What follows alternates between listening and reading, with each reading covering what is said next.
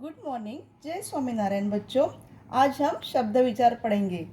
चित्र में देखिए, एक लड़की अपने भाई से कह रही है, मुकुल माँ बुला रही है। उसका भाई कहता है, मैं पढ़ रहा हूँ दीदी।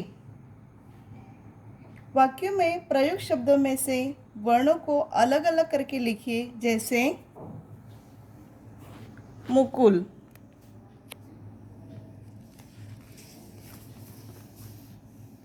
म प्लस उ प्लस क प्लस उ प्लस ल प्लस अ। मन के भाव या विचार प्रकट करने के लिए भाषा की आवश्यकता होती है।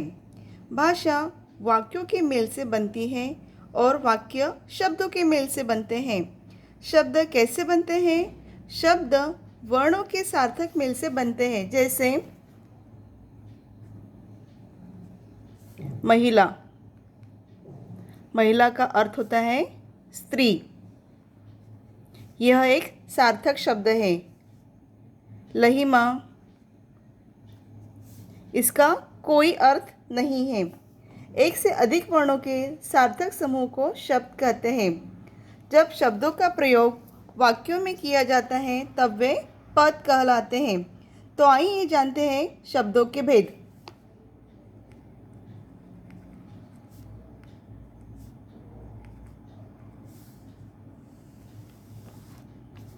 शब्दों के भेद।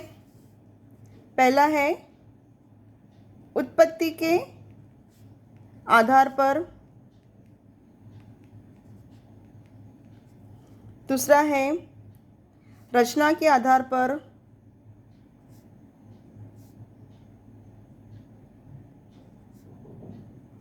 तीसरा है प्रयोग के आधार पर।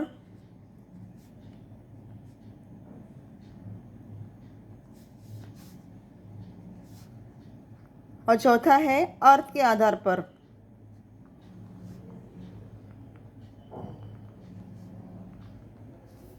तो इसमें से पहला हम जानेंगे उत्पत्ति के आधार पर। उत्पत्ति के आधार पर इसके फिर से 4 भेद आते हैं। तत्सम शब्द, दूसरा है तद्भव शब्द, तीसरा है देशज शब्द और चौथा है विदेशी शब्द। तत्सम शब्द यानी वे शब्द जो संस्कृत भाषा से हिंदी भाषा में बिना किसी बदलाव के प्रयोग किए जाते हैं, वे तत्सम शब्द कहलाते हैं, जैसे जीवा, क्षेत्र, कार्य, मृत्यु आदि। तद्भव शब्द यानी जो शब्द संस्कृत भाषा से थोड़े बदलाव के साथ हिंदी में प्रयोग किए जाते हैं, वे तद्भव शब्द कहलाते हैं, जैसे अंधेरा, आँख, मोर। देशज शब्द, देश प्लस जन्म अर्थात देश में जन्म। जो शब्द देश के विभिन्न प्रदेशों में प्रचलित आम बोलचाल की भाषा से हिंदी में आए हैं, वे देशज शब्द कहलाते हैं, जैसे खिड़की, धोती, लोटा, खाट, पगड़ी आदि। विदेशी शब्द, जो शब्द विदेशियों के संपर्क में आने पर विदेशी भाषा से हिंदी में आए, वे शब्द विदेशी शब्द कहलाते हैं, जैसे अंग्रेज़ी। अंग्रेज़ी में pen, pencil, station, car, school आदि। अरबी भाषा में जहाज़, मतलब, तारीख, कीमत आदि। फारसी भाषा में हफ्ता, किनारा, दरोगा आदि। तुर्की भाषा में तोप, काबू, तलाश, बेगम आदि। पुर्तगाली भाषा में कमीज, साबुन, अलमारी, बाल्टी, तौलिया आदि। रचना के आधार पर शब्दों के भेद। रचना या बनावट के आधार पर शब्दों के 3 वर्गों में बांटा जाता है। पहला है रूढ़ शब्द,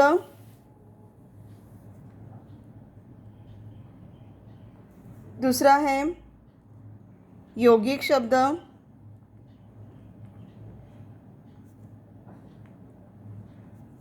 तीसरा है योग रूढ़ शब्द।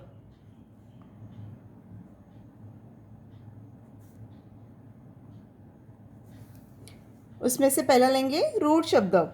रूढ़ शब्द वे शब्द जो परंपरा से किसी व्यक्ति, स्थान, वस्तु या प्राणी आदि के लिए प्रयोग होते चले आ रहे हैं, उन्हें रूढ़ शब्द कहलाते हैं।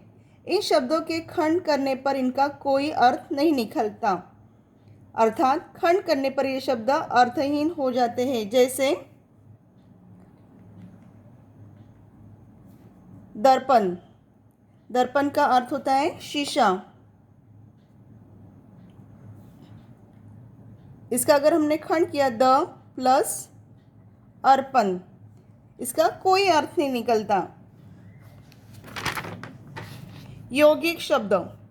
यौगिक अर्थात योग से बनने वाला वे शब्द जो दो या दो से अधिक शब्दों के योग से बनते हैं, जैसे यौगिक शब्द कहते हैं। इन शब्दों के खंड किए जा सकते हैं। खंडित शब्दों के भी अर्थ होते हैं, जैसे सुपुत्र इज इक्वल टू सु प्लस पुत्र, यानी कि अच्छा बेटा। योग रूढ़ शब्द। योग रूढ़ शब्द यानी योग से बने रूढ़ हो गए शब्द वे शब्द जो यौगिक होते हैं परंतु एक विशेष अर्थ के लिए रूढ़ हो जाते हैं, उसे योग रूढ़ शब्द कहलाते हैं। जैसे दशानन, दश प्लस आनंद, मतलब 10 मुख वाला रावण के लिए शब्द रूढ़ है। उसके बाद देखते हैं प्रयोग के आधार पर शब्दों के भेद।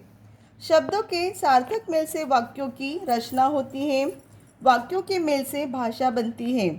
वाक्यों में शब्दों का प्रयोग किस रूप में किया जाता है, इस आधार पर हम शब्दों के दो वर्गों में बांटे जाते हैं। पहला है विकारी शब्द और दूसरा है अविकारी शब्द। विकारी शब्द यानी परिवर्तन, वे शब्द जिनमें लिंग, वचन, कारक आदि के कारण परिवर्तन आ जाते हैं, उन्हें विकारी शब्द कहते हैं। ये 4 प्रकार के होते हैं: संज्ञा, सर्वनाम, विशेषण, क्रिया। अविकारी शब्द अ प्लस विकारी यानी जिनमें परिवर्तन न हो। ऐसे शब्द जिनमें लिंग, वचन, कारक आदि के कारण कोई परिवर्तन नहीं होता, अविकारी शब्द कहलाते हैं।